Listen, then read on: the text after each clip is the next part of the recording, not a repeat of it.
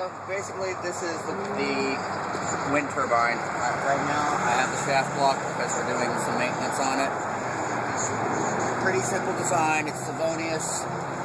Wind turns it about 5 miles an hour or less. We'll start it spinning.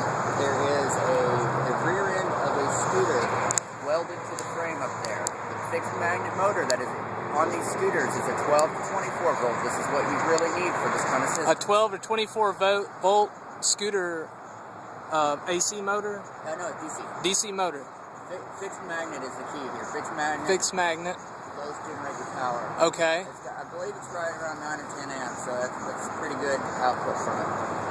So I've got it spring loaded to where it sits on the shaft. The shaft is basically, you can't really see it because it's above, but the shaft is the inside to a wheelbarrow wheel. I use that as a place for the wheel that the scooter sits on, to like a rail basically.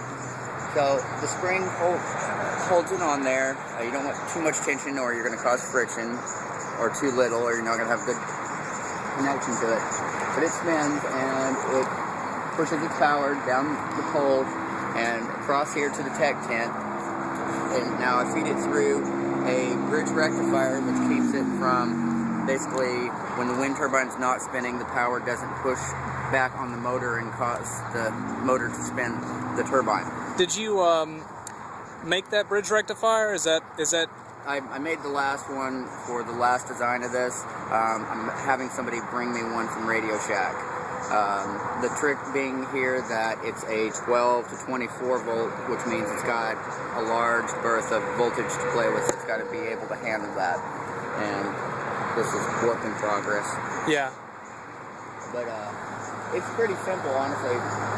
Wind turns the generator makes the power, rectifier keeps it running the right direction, trickle feeds the batteries, keeps the camp going. Okay. So if you don't have sunlight, like we've had 4 or 5 days without sunlight. Right, yeah. We had the old one running and we had backup power from our secondary system, so I switched completely away from the trailer, the solar array, and ran the entire camp for a couple more days just on wind power. Wow. Okay, coming down, we have a, did you say it's a 40 decibel gain antenna? No, it's a 16 decibel antenna. Basically a high range, high gain directional antenna, not an omni. And that's picking up our wireless signal, which is about a mile away or so, just an open point.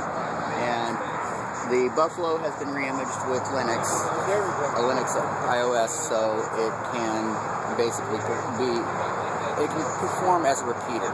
Okay, is that a DDWRT install? Yeah, DDWRT. You can use DDWRT or OpenWRT. These two flavors, DDWRT is less open of drivers. OpenWRT, you can get in there and see what's going on and develop your drivers. 2 different flavors, depends on how strong your kung fu is. But so basically, it picks up the signal and it acts as a repeater, and it pushes it back to the tech tent where the Cisco AP is in there that rebroadcasts my in signal all the way across camp. So everybody in camp has internet. Nice.